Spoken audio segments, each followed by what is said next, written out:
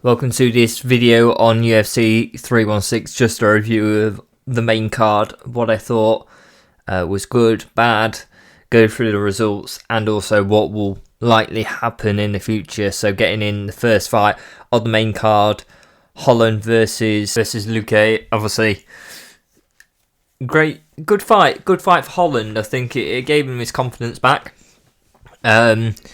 Holland, big shot straight off the bat, big right straight by Holland, good left hook by Lukic, obviously stuns Holland late in the round one, gave first round to Holland, I think, but from that, you could say both fighters were still in it very much so. Holland probably got the bigger shots off, especially when Luque was holding his leg and he was on one leg but throwing hands and a very strong hands towards his chin, basically stopped Luque from doing anything and had to let go, which was good. So after the first round, okay, Holland's won a round, but really both are still in it. Both have thrown big shots and hit each other with big shots, and both been sort of stunned in a way in that first round. Round two, leg gets pulled up by Holland, so Luque's leg gets pulled up, goes onto the ground, and Holland basically jumps down, gets the guillotine on top of Luque and gets it done. To be honest, that's literally it. Holland looking for that submission, and I think that's a very good thing from Holland, realising what was the best thing to do in that situation after he got Luque to the ground with when he pulled his leg up and took him off balance. And saw the submission, saw the neck there and got it done. I think that's very key. I think Holland goes away from this. I think he wants Colby Covington next, but a good fight. I think Colby needs a fight. Holland calling you out, Holland's a pretty good name as well, so I think Colby should take it. Whether he does or not, it remains to be seen. I think it could be a tough one for Colby to come back onto, as Holland has been a lot more active than Colby has. So, please let me know in the comments what you think about that fight. Next fight, Batista versus Mix. Obviously, Mix coming in as a favourite. Even though he hasn't been in the UFC, he's done great things outside the UFC, and Batista won it. Round one was dominant. Round two he won, and I gave round three to Mix, but could have gone either way in that final round. So you could say it's 30-27 or 29-28 in that whole fight. Mix just didn't move. He just didn't move. Didn't go for the takedown. He had to get that sort of thing done. He had to move. He had to get the takedown, get him down to the ground. And he just left it too late. He started trying to wrestle in round three, and the attempts were shocking. He had a cut on the eye, which wouldn't have helped his vision to get a takedown. And look, you need to start using it early to get him out of there. Batista, great starting round one. Good shots to the body, good shots to the head, just tagging him and really stopping him from doing anything, really. And then Mix just didn't come in with the right game plan. A bit starstruck by the UFC, really, I think. He just didn't come in. Getting hit on the chin as easily as he was different to what we've ever seen from him. I think the UFC, the bright lights of the UFC have really caught him out. I think he should come back to go against a lower level fighter, see where he gets to. But even if he won the fight, after round one, I think it shows he's not going to be at top level in the UFC. I think he's decent enough outside the UFC, and as we normally see, once these guys get to the UFC, even though they've got great records outside of it, there's a difference. There's a big difference in skill, and we saw that. Against Batista. Batista did very well in round one, round two, and did well in round three enough. I mean, I gave it to Mix, but it could have went either way. A dominant performance, definitely over the 3 rounds, especially early. Was incredibly good. Round one looked incredible. So, yeah, great win for Batista. Mix really needs to go back to the drawing board. He has to really think, look, I've got to listen to my coaches. I don't know how many times a coach can say, get it to the ground, basically, and you just to leave it. After round one, that should have been your only game plan. And you're standing there taking shots and trying to beat him on the feet, and it just won't work out for you against a Batista who's very good, very skilled on the feet. On to the next fight. Oh, sorry, on about Batista, I think he goes on. I think he does well. I think he has done well. And I think he's looking for high-level opponents now. I think that was a good performance to show off his skills, to show off his stand-up game. And I think, look, he's looking for a top 5 guy. I think he's looking for that next. So he may not get it, but that's what I think he'll be aiming for. Pyfer versus Gastelum. A good fight. Again, Pyfer round 1, dropping Gastelum 2-3 times in the first round. Very good. Using that reach, countering Gastelum as he tries to come in. And a good straight right, 1-2s over the top. As Gastelum's out of range, Pyfer's in range because that reach advantage he's got. And round 1, 10-8. Dropped him several times, thinking, look, round 2 is going to be the finisher. But I would say it was a close round.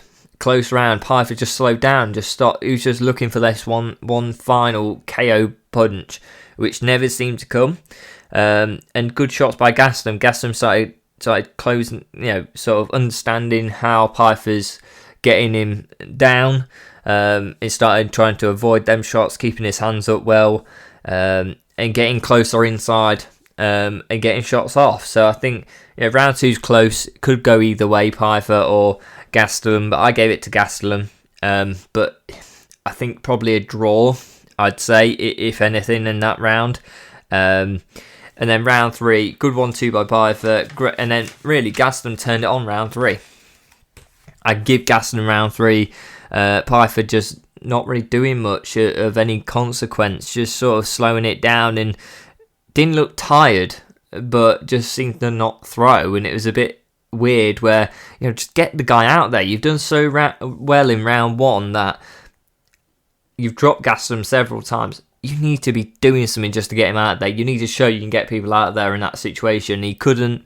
I definitely gave Gastelum the last round. And so I had it 29-28, with 10-8 first round, draw second round, and Gastelum third round.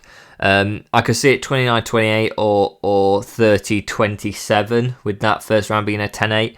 And I think 2 of the judges had that. One judge had 29-27, 29-28, and 30-27. So roundabout where we're at. We all thought, everyone thought Pyfer won. That first round, getting him in definitely 10-8. Just supports it, but scary for the future of Pyfer. Had to be getting Gastelum out of there after that first round, didn't, and allowed Gastelum to start coming at him and getting in close and doing damage. So scary that he couldn't just avoid the punches and try and stay out of that if he needed to. He started getting hit by Gastelum, who had already been rocked first round. So Gastelum, great, good comeback fight, but really getting dropped 2-3 times in the first round is scary enough to think, is it time? Is it time to start thinking about retirement? He's had a lot of fights, and he's never looked the same since he had this Anya fight. That's the key. And against a Pyfer who sort of dropped you good amount of times round 1, if he didn't get dropped, and he could perform like that in round 2 or 3, should he be getting dropped that easily? No, not that early either in round 1. Even 1-2 straight down the pipe, not even throwing anything, you're getting caught. Scary for a fighter when that happens. But look, I think Gastelum has to really have a think. You're only going to go down in competition from there, and is it really worth it anymore to carry on after this fight, after the round 1 that he had? I think it's the time to go out, think, and really consider where you're at in your career. So, look, good fight from both.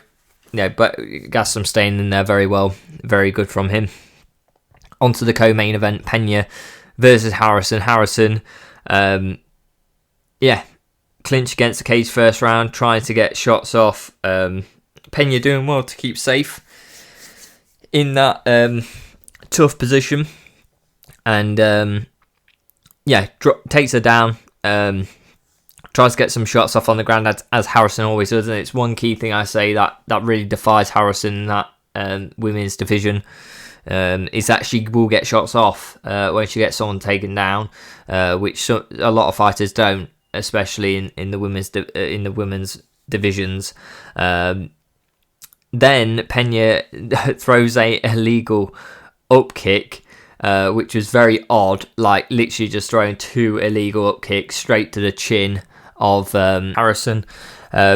Referee straight away rules a point off. I think that was correct, to be honest. I think a point should have been deducted straight on the chin, straight in the face. Clearly slightly stunned Harrison, at least slightly stunned Harrison, which, yeah, terrible. Definitely a point off, so good refereeing there. Didn't give him the position back, but to be honest, a point off was probably the better option, seeing as there wasn't much time in the round left, and that illegal shot, being stunned, having the distance lightly helped. Good refereeing, I've got to say. A lot of times UFC fans, especially, even me, moan about refereeing decisions. But yeah, good decision to take a point off there.